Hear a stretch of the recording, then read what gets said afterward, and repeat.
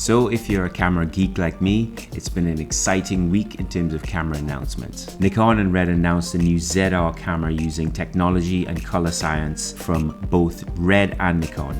Fuji has released the Eterna 55, which is a high-end digital cinema camera with film emulation, developed based on Fuji's legendary experience and IP knowledge of film.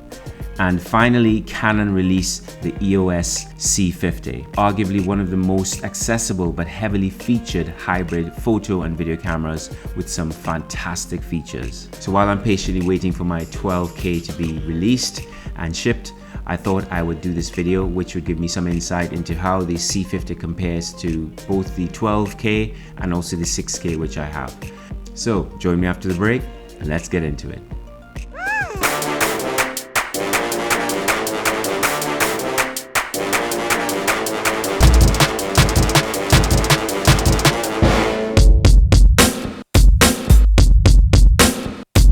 So the first set of specs I want to look at is the sensor size. Obviously all three cameras are full frame. The C50 is 35.9 by 23.9 millimeters. The 12K is 35.64 by 23.32 millimeters. And the 6K is 36 by 24 millimeters. So they pretty much have identical sensor sizes. One specification that's always quite contentious and one that people are always interested about is the dynamic range. So with the C50, the manufacturer's dynamic range is quoted at 15.5 stops at full frame, and when there's a crop, it's rated at 16 stops for Super 35 crop. If you look at the 12K and the 6K, there's a big difference between the C50 and the 6K because that's rated at 13 stops of dynamic range, and the 12K is rated at 16 stops of dynamic range. So if you're looking at full frame, the 12K, according to the manufacturer's specifications, has a wider dynamic range, a higher dynamic range than the C50 at full frame. But the C50 at full frame has a wider dynamic range than the PYXIS 6K. Well, with the Blackmagic cameras, the maximum resolution is in the name. So the 12K and the 6K, we know what their maximum resolution is. But with the C50, it's not in the name, it's 7K maximum resolution. So in terms of the native ISO for the cameras, 2 out of the 3 have dual native ISOs. You have the C50 and the 6K both have dual native ISOs, but in the case of the C50, you have the native ISO of 800 and 6400 and the 6K of 400 and 3200. If you remember, the 12K uses a different type of sensor, a proprietary sensor by Blackmagic, and so this one has a single ISO as opposed to a dual ISO architecture like the others do. Lens mounts, the C50 has an RF mount and you can convert to EF or PL via an adapter. The Blackmagic cameras come in native L mounts, native PL mounts, and active locking EF mounts. The PL mount has eye technology, so they're all active and you can read lens data. And you can of course do like what I've done, which is get an L mount and then get an adapter so that you can fit a variable ND or some other lens interface in there. So the digital lens correction, this is one of the areas where the C50 is very different to the Blackmagic cameras. It has peripheral illumination correction, chromatic aberration correction, diffraction correction, distortion correction for the RF lenses only, focus breathing correction, supported RF lenses only. So let's take a look at the maximum frame rate for slow motion with the 3 different cameras. With the C50 in 4K, you have 120 frames per second, 2K is 180 frames per second. With the 12K, with a 2.4 to 1 aspect ratio, you get 60 frames per second, and with 8K, 4K at a 2.4 to 1 aspect ratio, you get up to 112 frames per second. The 6K, 2.4 to 1, you can get up to 60 frames per second, and at 1080p you can get 120 frames per second. So the C50 actually wins between the C50 and the 6K in terms of the maximum frame rate or how fast it can record, because the 6K can only do up to 120 frames per second at 1080p, whereas the C50 can do 2K up to 180 frames per second. So that's pretty impressive. With the proliferation of anamorphic lenses right now, it would be a shame not to have a camera that's fully featured in terms of anamorphic lens de-squeeze and anamorphic monitoring options, and none of these cameras disappoint. But as you'll see, there's a difference in terms of features between the Blackmagic and the Canon cameras. If you look at the Blackmagic cameras, they have a very wide range, 2x 1.8, 1.66, 1.6, 1.5, 1.3, whereas the C50 only does the common ones but less options, the 2x 1.8, 1.5 and 1.3.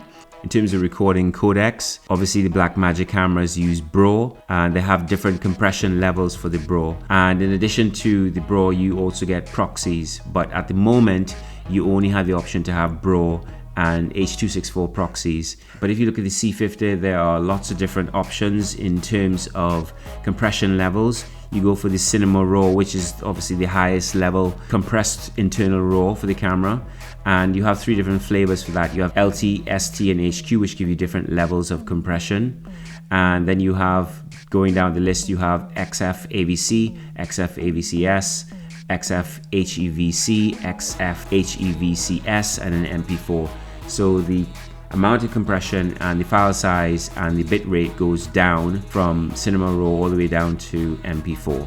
In terms of internal recording, all 3 cameras use the CF Express Type B cards. The only difference is the Blackmagic cameras gives you 2x slots per camera and no other option in terms of internal cards, whereas the C50 gives you 1 CF Express Type B and 1 SD card that you can use. In terms of external media or recording to external media, the Blackmagic cameras again shine because you can use USB-C and record to external USB-C drives, whereas with the C50 you can only stream data and you can't actually record to an external hard disk. So we have the outputs, video outputs. We have more options on the Blackmagic cameras. We have 12G SDI out, and we also have a USB-C EVF port on the front as well, which you can actually convert to HDMI by using just a simple cheap converter. The C50 only has an HDMI out. In terms of audio inputs, the C50 has one 3.5mm audio input on the body,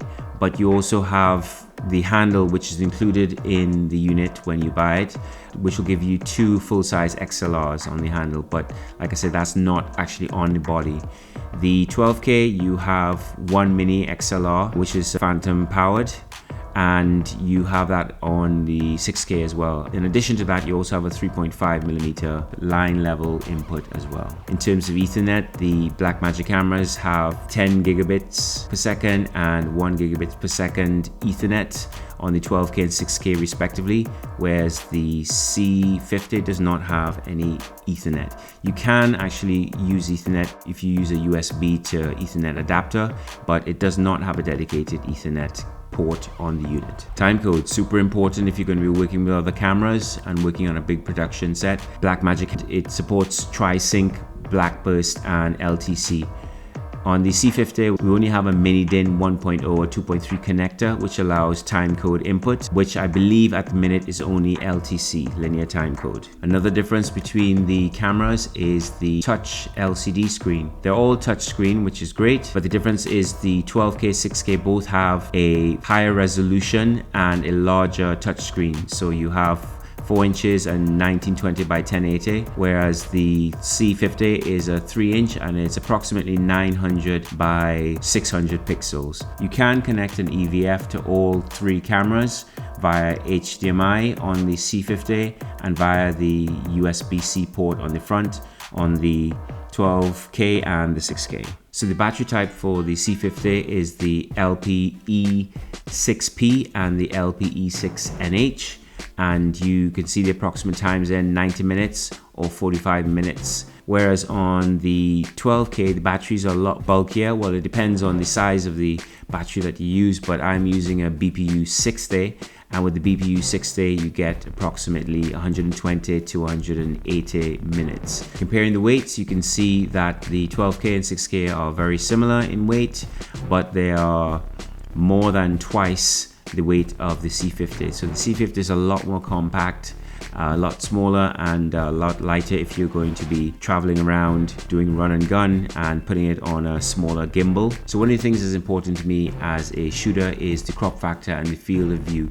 What I ideally like about full frame is when you put a lens on and you have that field of view without the crop factor. Obviously if you're doing Super 35 then you have a crop factor. If you have Micro Four Thirds, again you have a crop factor. So the thing that's good about the full frame cameras is that you don't have that depending on how the camera handles downsampling. So for example, one of the best things about the 12K for me is that at 12K, 8K and 4K you don't get any cropping.